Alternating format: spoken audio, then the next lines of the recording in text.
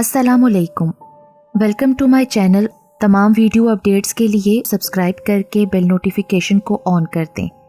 तो आइए सुनते हैं आज की वीडियो में जादू, सस्पेंस, खौफ और दहशत से भरपूर एक नाकाबिले फरामोश कहानी।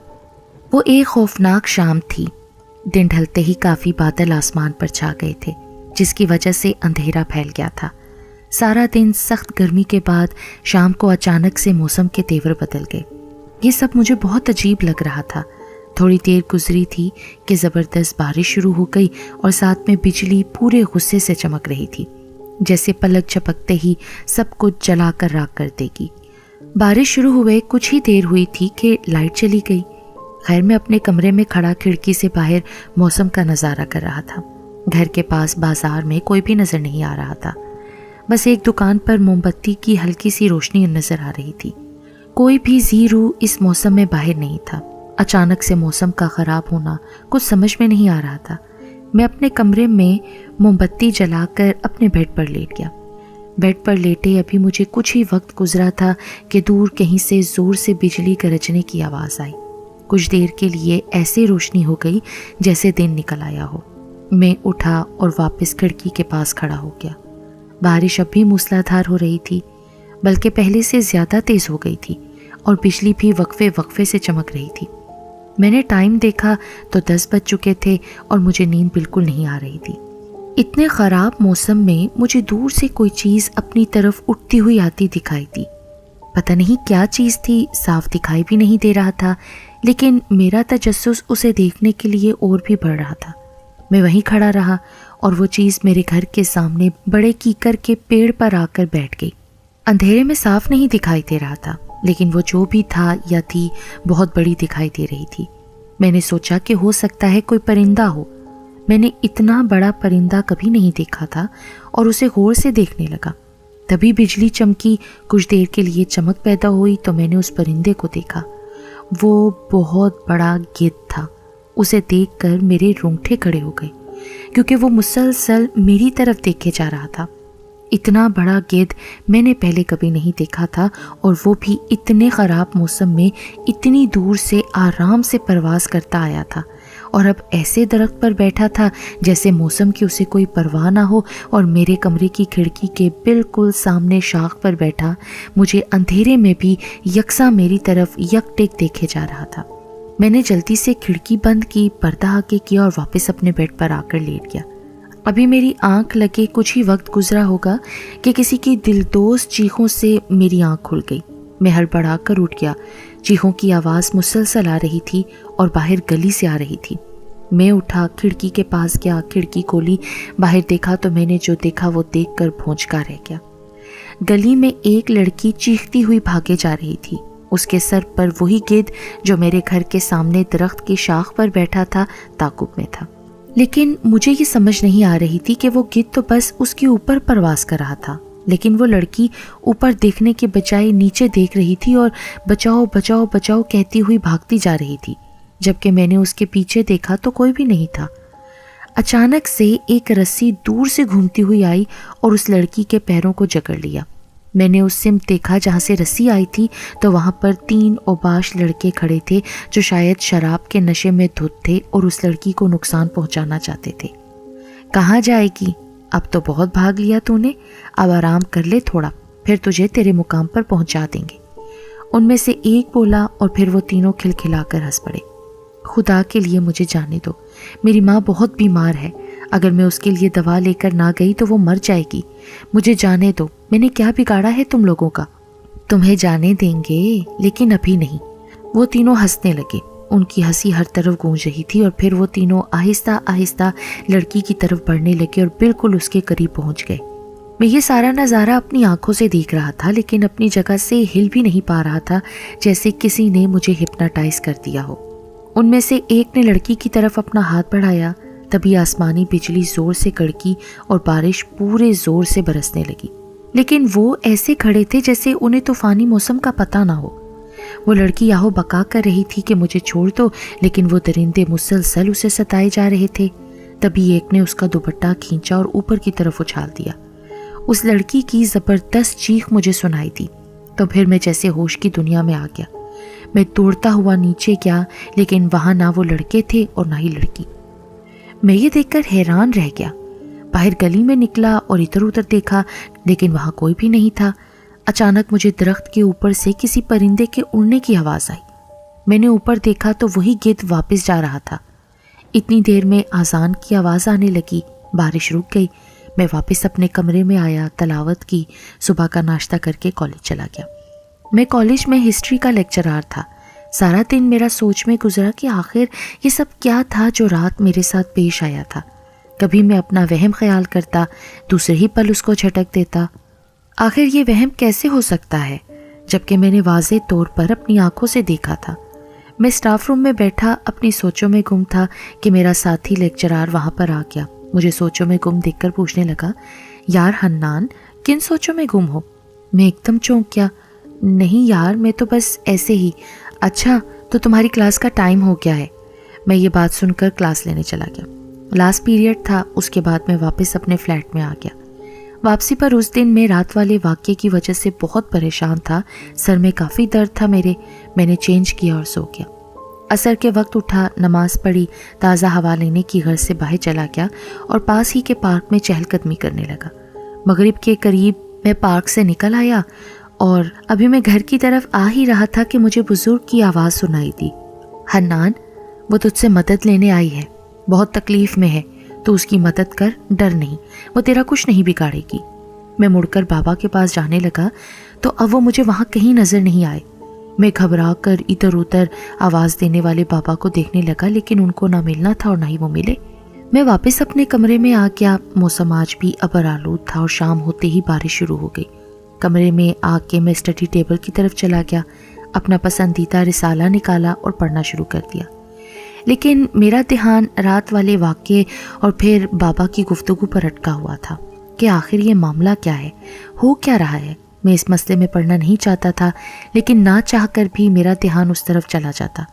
بارش نے پھر زور پکڑ لیا تھا۔ میں نے کھانا کھایا، سونے کی غرض سے لیٹ گیا۔ ٹائم دیکھا تو گھڑی 10 بجا رہی تھی۔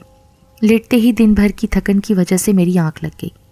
رات کے اسی پہر میری آنکھ پھر کسی لڑکی کی چیخوں کی وجہ سے کھل گئی۔ میں جلدی سے اٹھا، کھڑکی کے پاس گیا۔ آج پھر گیت اپنی کل والی جگہ پر موجود تھا، لیکن آج نیچے کا منظر کچھ اور ہی تھا۔ وہی لڑکی بھاگ رہی تھی، لیکن اس کو عجیب و غریب قسم کے پرندے بھاگنے نہیں دے رہے تھے، بلکہ اس کو جگہ جگہ سے نوچ رہے تھے، اور اس کی چیخوں کی آواز پورے ماحول کو دہلا رہی تھی۔ گدھ اوپر شاخ پر بیٹھا میری طرح یہ منظر دیکھ رہا تھا، اور وہ لڑکی کبھی گدھ کی طرف دیکھتی، کبھی ادھر ادھر اور بچاؤ بچاؤ کی پکار لگاتی۔ وہ پرندے جو چمگادڑوں جیسے تھے، انہیں ہٹانے کی کوشش جتنی وہ کرتی، وہ اس کو اور اذیت دیتے۔ مجھ سے یہ سب کچھ دیکھا نہیں گیا۔ میں اس لڑکی کی مدد کے لیے نیچے گیا، لیکن کل کی طرح آج وہی سب کچھ ہوا۔ نہ وہ لڑکی تھی، نہ وہ چمگادڑوں جیسے پرندے، سب کچھ غائب تھا۔ گدھ کی طرف دیکھا تو وہ بھی اپنی جگہ سے غائب تھا، جیسے وہ بھی یہاں پر تماشا دیکھنے آتا تھا اور دیکھ کر چلا جاتا تھا۔ اب مجھے کچھ گڑبڑ لگ رہی تھی کہ کوئی نہ کوئی بات ہے، آخر مجھے ہی کیوں یہ سب کچھ دکھائی دیتا ہے؟ اور بھی تو لوگ ہیں ادھر، ان کو اس لڑکی کے شور کی اور رونے کی آواز کیوں نہیں سنائی دیتی؟ مجھے ہی کیوں؟ اور پھر اس بابا کا کہنا ہے کہ وہ لڑکی مجھ سے مدد چاہتی ہے۔ آخر کیا مدد؟ اور میرے نیچے جانے پر تو سب کچھ غائب ہو جاتا ہے، تو پھر میں کیسے اس کی مدد کروں؟ یہ سب سوچتا ہوا میں سو گیا، نماز کے لیے بھی نہ اٹھ سکا۔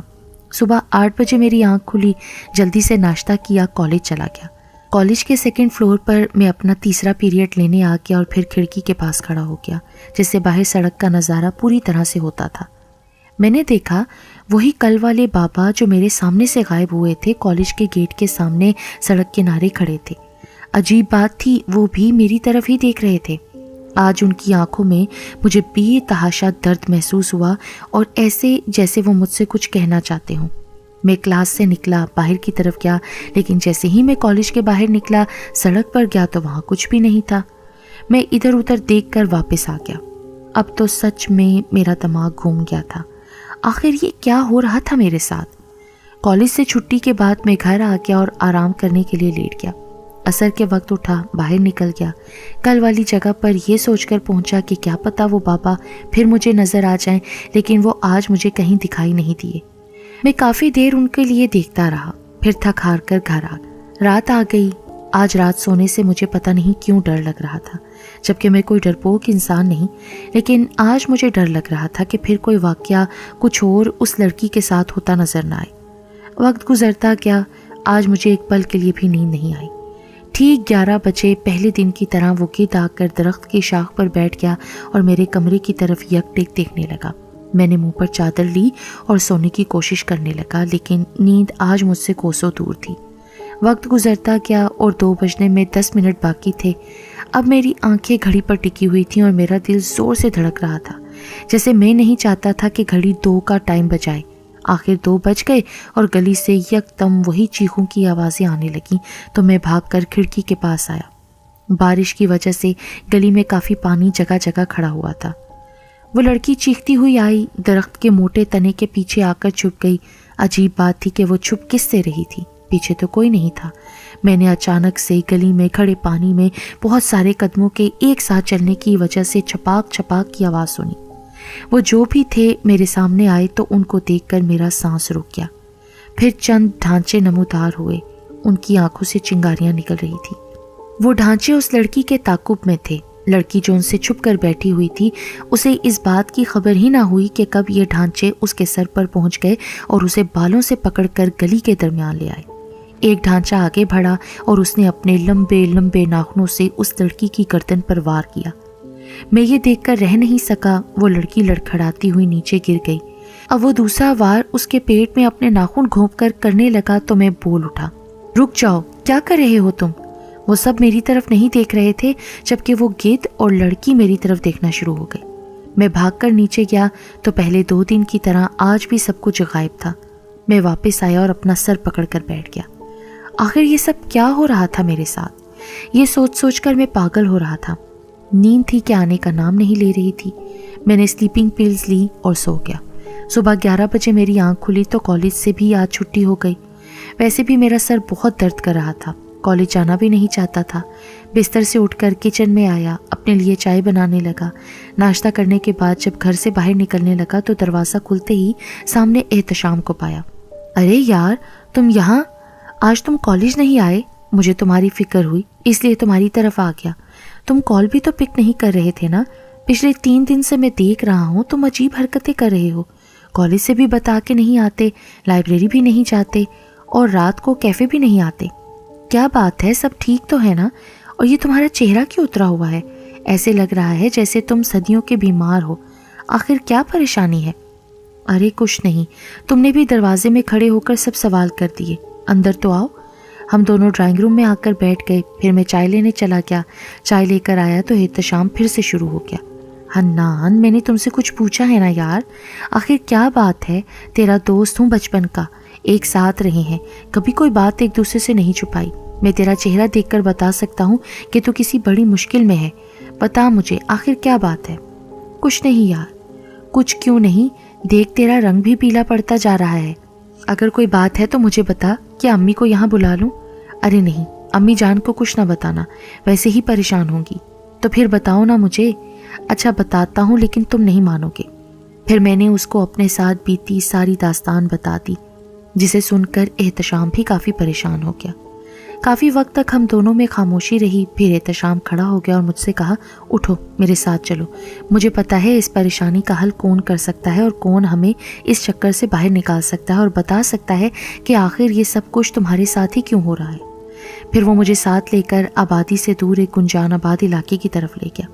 میں نے احتشام سے پوچھا کہ تم کہاں جا رہے ہو، کس کے پاس جانا ہے؟ تو اس نے مجھے بتایا کہ اس آبادی کے آگے شاہ پور نام سے ایک گاؤں آباد ہے، جہاں پر ایک اللہ والے بزرگ رہتے ہیں۔ وہ اللہ کے پاک کلام سے لوگوں کی پریشانیوں کو حل کرتے ہیں اور مجھے یقین ہے کہ تمہیں بھی وہ اس مصیبت سے نکال لیں گے۔ میں نے احتشام سے پوچھا کہ اسے اس علاقے اور بابا جی کے بارے میں کیسے پتہ ہے؟ تو اس نے بتایا کہ اکیڈمی میں میرے ساتھ جو ٹیچر دل نواز ہیں، انہوں نے مجھے ایک دن اپنے کزن کا عجیب واقعہ سنایا تھا، جس پر جن آتا تھا اور اس کا علاج بہت ساری جگہوں سے کروایا تھا۔ تو اس نے بتایا کہ پھر کسی نے انہیں شاہ پور میں بزرگ کا بتایا جن کا نام نعیم الدین شاہ ہے، اور پھر اس کے کزن کو انہیں بابا سے شفا ملی اور اب وہ بالکل ٹھیک ہے اور اسی اکیڈمی میں انگلش کی کلاس لینے آتا ہے، اور میں ملا بھی ہوں اس سے۔ مجھے لگتا ہے کہ تمہارے ساتھ جو بھی کچھ ہو رہا ہے وہ سب کچھ بھی نارمل نہیں ہے، کوئی اور ہی چکر ہے۔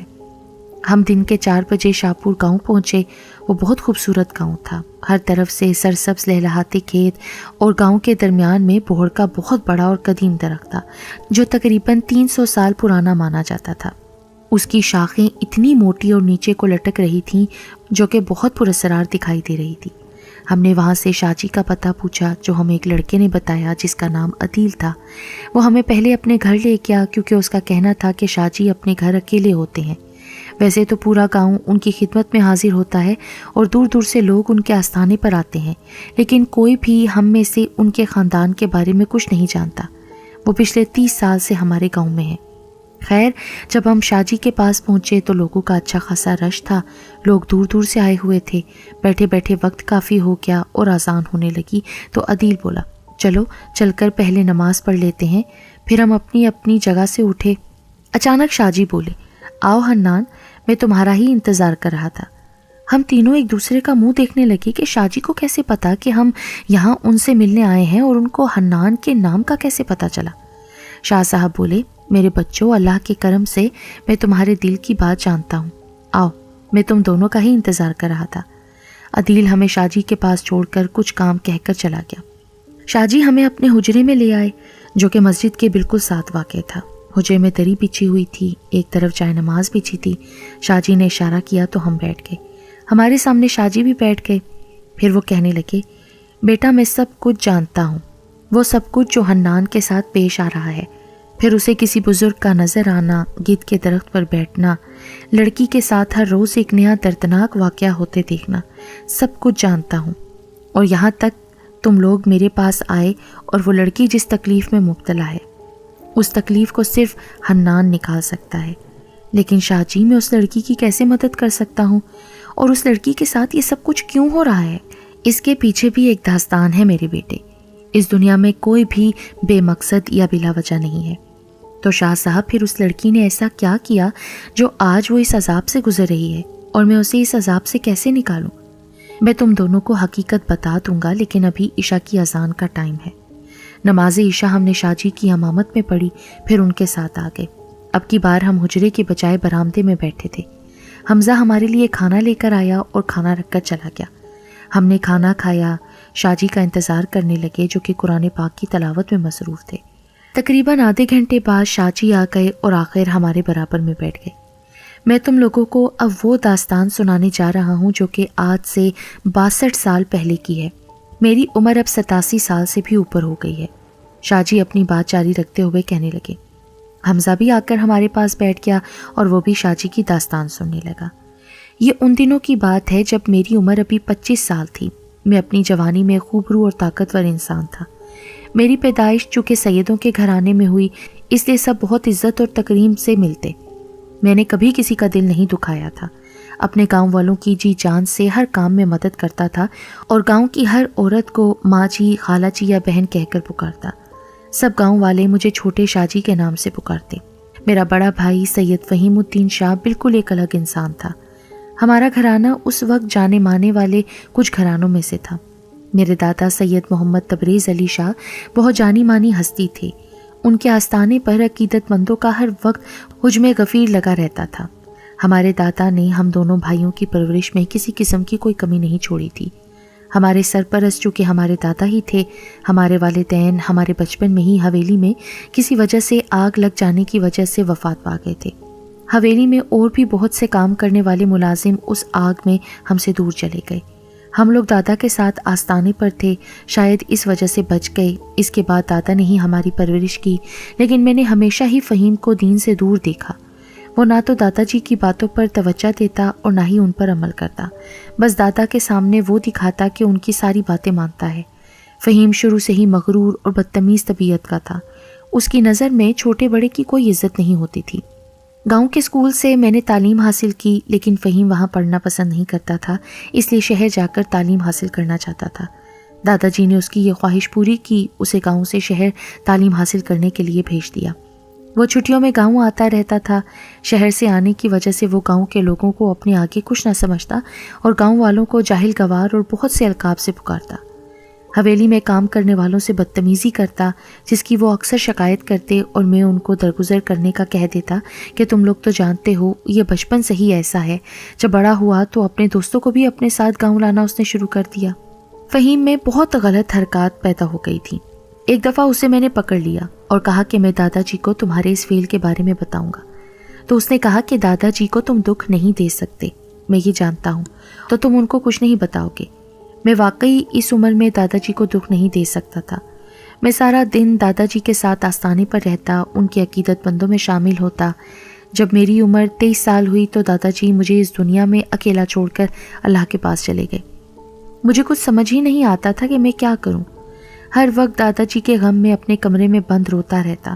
حویلی کے ملازموں نے مجھے اس غم سے نکالنے میں بہت مدد کی اور مجھے یہ سمجھایا کہ دادا جی کے بعد میں ہی ان کا ہمدرد ہوں، اور دادا جی کے بعد لوگ مجھ سے عقیدت رکھتے ہیں۔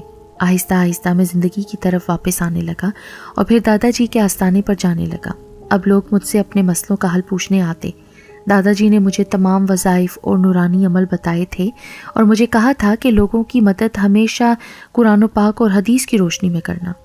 آہستہ آہستہ دن گزرتے گئے۔ دادا جی کی وفات کے بعد فہیم بالکل آزاد ہو گیا تھا۔ اب وہ کھلے عام نشہ کرتا، حویلی کے ملازموں کو تنگ کرتا، گاؤں کی لڑکیوں کے ساتھ بدتمیزی کرتا، ساری رات شہر سے آئے اپنے دوستوں کے ساتھ حویلی میں جشن کرتا، جن میں ان کے ساتھ اوباش لڑکیاں بھی شامل ہوتی۔ میں اللہ سے فہیم کے گناہوں کی معافی مانگتا، اسے ہمیشہ اللہ کے عذاب سے ڈراتا۔ ان میں ایک اوباش لڑکی ہمیشہ مجھے تنگ نظروں سے دیکھتی اور میرے قریب آنے کی کوشش بھی کرتی، جس کی وجہ سے میں نے پھر کبھی گھر جانے کا فیصلہ ہی نہ کیا، کیونکہ فہیم اپنے دوستوں کو شہر سے بلا کر مہینوں حویلی میں ٹھہراتا اور یہ سارے مل کر وہاں شیطان کو خوش کرتے رہتے۔ گاؤں والے بھی ان سے بہت پریشان تھے اور ہمیشہ مجھے شکایت کرتے تھے۔ میں انہیں کہتا تھا کہ اللہ ان پر عذاب مسلط کرے گا، تو گاؤں والے چپ ہو جاتے۔ فہیم اور اس کے دوست گاؤں کی بھولی بھالی لڑکیوں کو ورغلا کر ان کی عزت سے کھیلتے۔ انہی دنوں ہماری حویلی پر بہت پرانے کام کرنے والے چاچا دین محمد کی پوتی بھی وہاں پر کام کرنے کے لیے آئی۔ چاچا دین محمد اسے میرے پاس لے کر آئے۔ وہ بہت خوبصورت، معصوم اور شرمیلی لڑکی تھی۔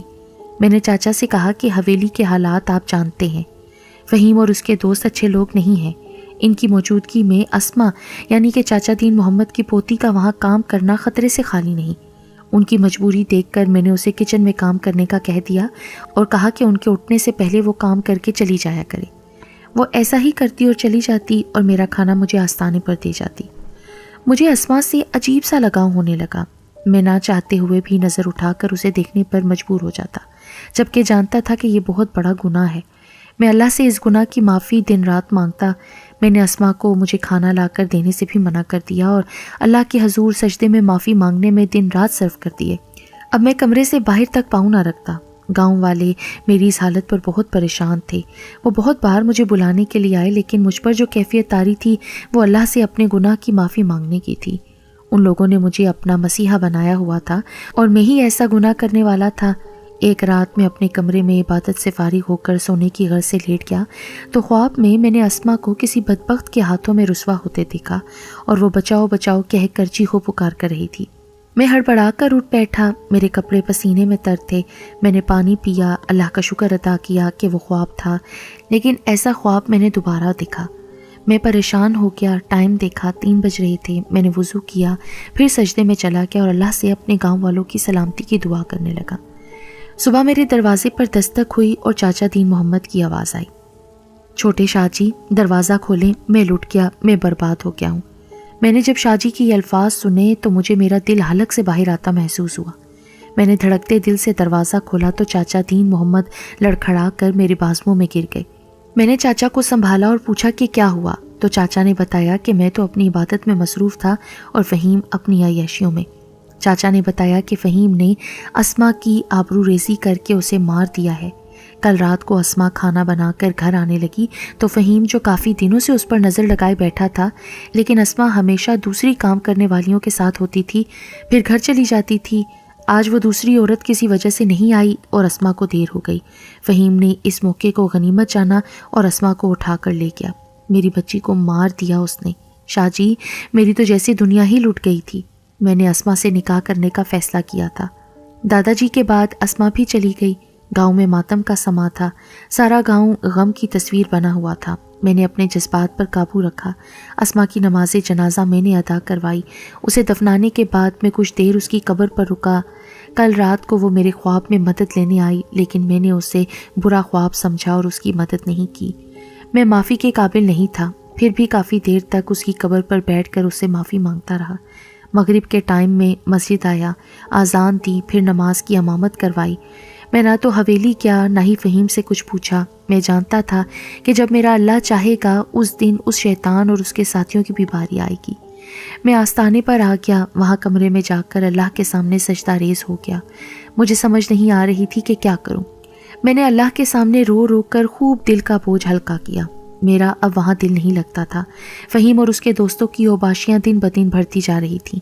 वो वहाँ अब रक्स तमाशे भी करने लगे थे, गोया पूरा ओबाशी का अड्डा बना लिया था। एक दिन मुझे किसी काम की गर्ज से हवेली जाना पड़ा तो मेरा सामना उस बदबख्त औरत से हो गया।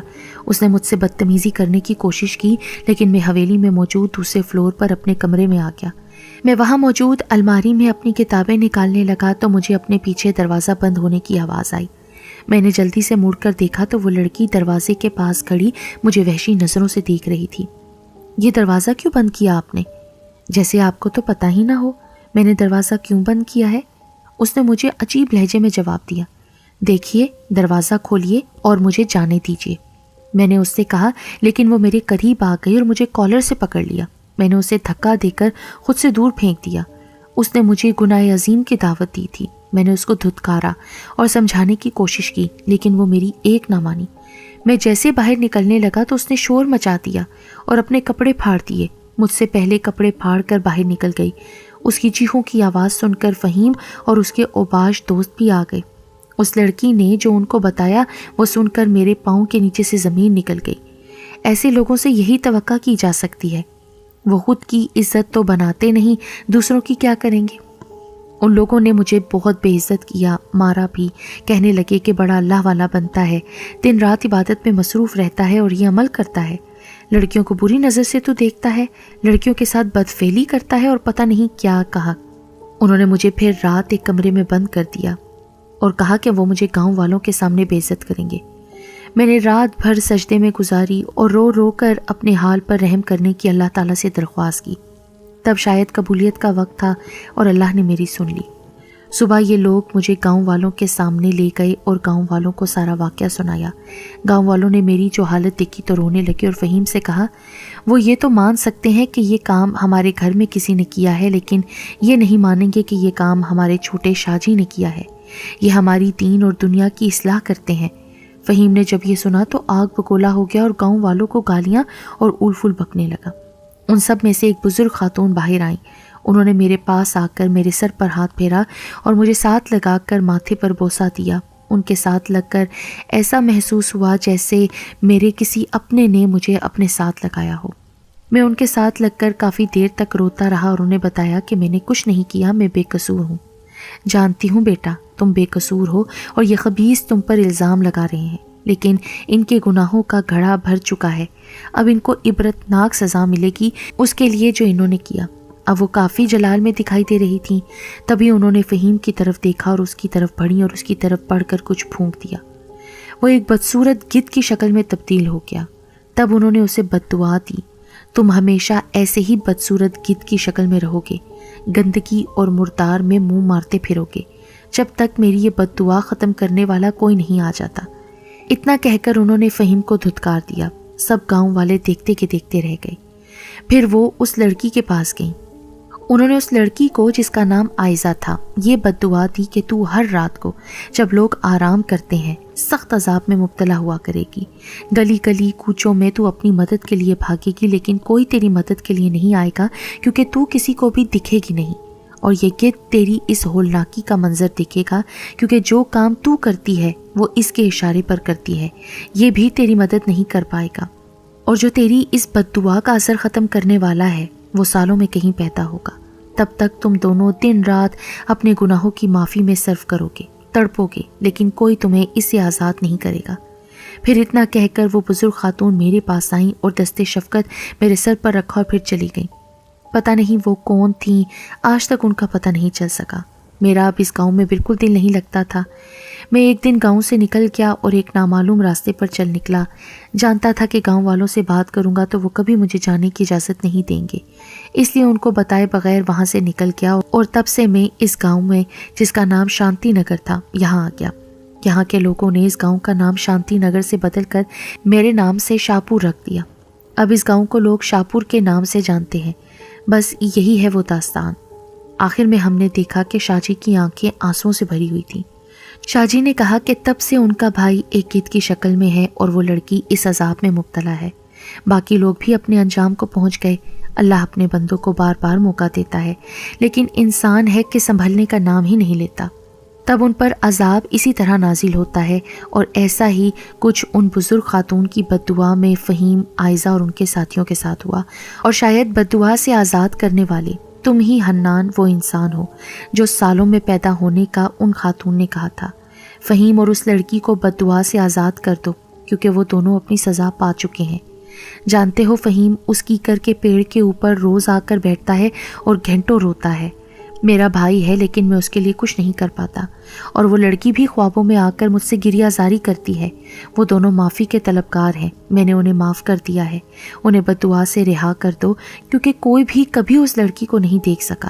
تم نے اتنے سالوں میں دیکھا ہے اسے اور فہیم کو اس کے ساتھ۔ مجھے تمہارا پتہ چل گیا تھا، تبھی میں نے تمہیں اپنے پاس بلایا۔ لیکن میں کیسے بد دعا کا اثر ختم کر سکتا ہوں؟ میں بتاؤں گا طریقہ تمہیں بیٹا، لیکن اثر تمہیں ہی ختم کرنا ہوگا۔ تب شاہ جی نے مجھے اپنے ساتھ چلنے کا کہا اور پھر چلتے چلتے گاؤں سے باہر ایک جنگل کی طرف راستے پر چلنے لگے۔ میں شاہ جی کے پیچھے پیچھے چلتا رہا۔ شاہ جی مجھے لے کر ایک ایسی جگہ پہنچے جو بہت سے چھوٹے چھوٹے گھروں پر مشتمل تھا۔ کسی زمانے میں یہ کوئی چھوٹا سا گاؤں ہوگا، کیونکہ گھروں کو دیکھ کر ایسا ہی لگ رہا تھا۔ اس وقت رات کے 11 بج رہے تھے۔ رات بہت کالی اور خوفناک تھی۔ چاند بھی ابھی تک نہیں نکلا تھا۔ مجھے ان گھروں کو دیکھ کر بہت خوف محسوس ہو رہا تھا۔ وہ گھر کھنڈرات میں بدل چکے تھے۔ الو کی آواز بھی وقفے وقفے سے ماحول کو اور خوفناک کر رہی تھی، لیکن شاہ جی تو چلتے جا رہے تھے۔ پھر وہ ایک گھر کے پاس رک گئے۔ وہ گھر دیکھ کر میں حیران رہ گیا۔ وہ گھر تو بالکل ایسے نظر آ رہا تھا جیسے کوئی رہتا ہو۔ باقی ساری آبادی کھنڈرات میں بدل چکی تھی، لیکن وہ گھر بالکل ٹھیک اور اپنی اصل حالت میں تھا۔ اس گھر کے سائڈ پر کیکر کا درخت تھا، جس کی شاخیں اور ٹہنیاں نیچے کو لٹکی ہوئی تھیں اور کسی بھی قسم کے پتوں سے آ رہی تھیں۔ وہ درخت اس ہولناکی میں کسی بدصورت عفریت کی طرح محسوس ہو رہا تھا۔ تب شاہ جی نے مجھے گھر کے اندر داخل ہونے کا کہا۔ اندر داخل ہوا تو یہ کیا، مجھ پر ایک اور حیرت کا پہاڑ ٹوٹا۔ یہ کوئی گھر نہیں تھا، یہ تو کسی کا مقبرہ تھا۔ میں نے شاہ جی کی طرف سوالیہ نظروں سے دیکھا تو وہ بولے، بیٹا یہ انہی بزرگ خاتون کا مقبرہ ہے جنہوں نے مجھے اس دن اس ذلت کا سامنا کرتے ہوئے دیکھا اور پھر فہیم اور عائزہ کو بد دعا دی۔ لیکن شاہ جی آپ نے تو کہا تھا کہ آپ ان کے بارے میں کچھ نہیں جانتے، تو پھر؟ ہاں بیٹا، کیونکہ ساری بات سب کے سامنے نہیں کرتے۔ یہ بزرگ خاتون دادا جی کے بعد میری استاد رہیں، اور پہلے میرے دادا جی کی استاد تھیں، اور یہ بزرگ خاتون ہم میں سے نہیں ہے بلکہ یہ جنات قبیلے میں سے ہیں۔ میری ہر مشکل میں انہوں نے مجھے مدد دی، ایک استاد کی طرح۔ دادا جی کے بعد میرے ساتھ میری بزرگ استاد یہی رہیں، لیکن ان کو گزرے ابھی 15 برس ہو گئے ہیں۔ تمہارے اس دنیا میں آنے کا انہوں نے مجھے پہلے ہی بتا دیا تھا کہ تم بد دعا کا اثر ختم کرو گے اور خود میرے پاس ایک دن آؤ گے تو میں تمہیں لے کر ان کے مقبرے پر آؤں جو دنیا کی نظروں سے دور یہاں آباد ہے۔ یہاں یا تو جنات آ سکتے ہیں یا پھر میں۔ تبھی شاہ جی مجھے لے کر مقبرے کے باہر تھوڑی سی جو جگہ بنی تھی وہاں پر آئے اور مجھے بیٹھ جانے کا اشارہ کیا۔ پھر خود بھی بیٹھ گئے اور کچھ پڑھنے لگے۔ تھوڑی ہی دیر میں نے دیکھا کہ ایک وہی گدھ جو مجھے دکھتا تھا وہ اڑتا ہوا آ رہا ہے اور اس درخت پر بیٹھ گیا، اور پھر وہ لڑکی بھی وہاں آ گئی جو زخموں سے چور تھی اور گردن نیچے کیے ہوئے دونوں ہاتھ زمین پر ایسے رکھے ہوئے تھی جیسے سجدے کی سی حالت میں ہو۔ کافی دیر تک خاموشی چھائی رہی، پھر مقبرے کے اندر روشنی سی اٹھی اور پھر وہ روشنی تیز اور تیز ہوتی گئی۔ پھر وہ روشنی باہر تک آنے لگی جس سے میری آنکھیں چندھیا گئیں اور میں نے آنکھیں بند کر لیں۔ تو جب کھولیں دیکھا ایک پرنور چہرے والی بزرگ خاتون تھیں جو کہ سفید لباس میں تھیں، ہمارے سامنے کھڑی تھیں۔ تب شاہ جی نے آنکھیں کھولیں اور ادب سے ان کے سامنے کھڑے ہو گئے۔ مجھے سمجھ آ گئی کہ یہ جنات قبیلے کی وہی بزرگ خاتون ہیں جنہوں نے لڑکا اور لڑکی کو بد دعا دی تھی۔ تب وہ گدھ اور وہ لڑکی دونوں ان کے پاس آ گئے۔ لڑکی ہاتھ جوڑ کر معافی مانگنے لگی۔ مجھے میرے کیے کی سزا مل گئی، اب ہم سے بد دعا کا اثر ختم کر دیجیے۔ تب انہوں نے میری طرف دیکھا اور کہا، ان کے گلے میں ایک تعویذ ہے، وہ دونوں اتار کر اس مقبرے سے باہر اس پیڑ کے تنے میں دفن کراؤ۔ میں نے ایسا ہی کیا اور پھر انہوں نے کچھ پڑھ کر پھونک ماری تو فہیم اپنی شکل میں آ گیا اور وہ لڑکی بھی بالکل ہر زخم سے آزاد سامنے کھڑی تھی۔ شاہ جی نے اپنے بھائی کو دیکھا تو ان کی آنکھوں میں آنسو آ گئے۔ دونوں بھائی کافی دیر تک گلے لگ کر روتے رہے، پھر ان دونوں نے شاہ جی سے معافی مانگی۔ شاہ جی نے انہیں معاف کر دیا اور وہ بزرگ خاتون میرے پاس آئیں، میرے سر پر ہاتھ پھیرا تو میں نے ہمت کر کے ان سے پوچھا، کیا آپ مجھے بتا سکتی ہیں کہ مجھ میں ایسا خاص کیا ہے جو میں ہی یہ بددعا کا اثر ختم کر پایا اور ان دونوں کو دیکھ سکتا تھا؟ تب انہوں نے مجھے بتا دیا، اس بددعا کو وہی ختم کر سکتا تھا جس کی گردن کے نیچے چاند اور ستارے کا نشان ہو، اور ایسے لوگ جن کے یہ نشان ظاہر ہوں روز پیدا نہیں ہوتے۔ میرے بعد تم تھے جس کے یہ نشان تھا۔ میں اس بددعا کو ختم کر سکتی تھی، یا تم، لیکن میں مقررہ مدت سے پہلے اس دنیا سے اگلی دنیا میں چلی گئی، اور پھر میرے بعد تم ہی وہ انسان رہ گئے ہو۔ تمہیں اللہ نے غیبی چیزیں دیکھنے کی طاقت دی ہے، تم خود بھی نیکی کی راہ پر چلو اور نیک کام کرو اور نماز ادا کیا کرو، اس میں کوتاہی سے کام نہ لیا کرو۔ پھر وہ یہ کہہ کر چلی گئیں اور ہم واپس آ گئے۔ دوسرے دن صبح میں اور احتشام شاہ جی سے اجازت لے کر واپس آ گئے، لیکن میرا دل یہاں نہیں لگ رہا تھا، بس شاہ جی کے پاس جا کر رہنے کو کر رہا تھا۔ میں واپس شاہ جی کے پاس آ گیا اور احتشام سے بھی بات کر لی، وہ مان گیا اور مجھے وہاں رہنے کی اجازت دے دی۔ اب میں دن رات شاہ جی کی خدمت میں ہوتا ہوں، قرآن پاک بیمار ترجمہ اور تفسیر پڑھا، ہر وقت اسلامی کتابیں پڑھتا ہوں۔ فہیم اور عائزہ کا شاہ جی نے نکاح کروا دیا ہے، اب وہ بھی ان کے ساتھ رہتے تھے۔ عائزہ 5 وقت کی نماز پڑھتی، قرآن پاک کی تلاوت کرتی، محلے کی بچیوں اور عورتوں کو بھی قرآن کی تعلیم کا درس دیتی تھی۔ اب وہ ایک پردہ دار اور پرہیزگار خاتون بن گئی تھی۔ فہیم بھی میرے ساتھ شاہ جی کے پاس ہوتا۔ میں نے مسجد میں بچوں کو قرآن مجید بھی پڑھانا شروع کر دیا تھا، کیونکہ شاہ جی کی طبیعت کبھی کبھی ٹھیک نہیں رہتی تھی تو انہوں نے مجھے قرآن پڑھانے کا کہہ دیا تھا۔ شاہ جی کو گزرے اب 10 سال ہو گئے ہیں۔ میں نے اسی گاؤں میں اسما نامی ایک لڑکی سے شادی کر لی ہے۔ اب ہمارے 2 بچے ہیں۔ شاہ جی کی کمی میری زندگی میں کوئی بھی پوری نہیں کر سکتا، لیکن جو کام، جو درس انہوں نے مجھے دیا ہے، آج وہ اپنے بچوں کو اور ان کے بعد گاؤں میں رہنے والے سب لوگوں کو دیتا ہوں۔ شاہ جی حقیقی معنوں میں اللہ کے برگزیدہ بندے اور ایک اچھے استاد تھے، بالکل ایسے ہی جیسے وہ جن ذاتی بزرگ خاتون شاہ جی کی استاد تھیں۔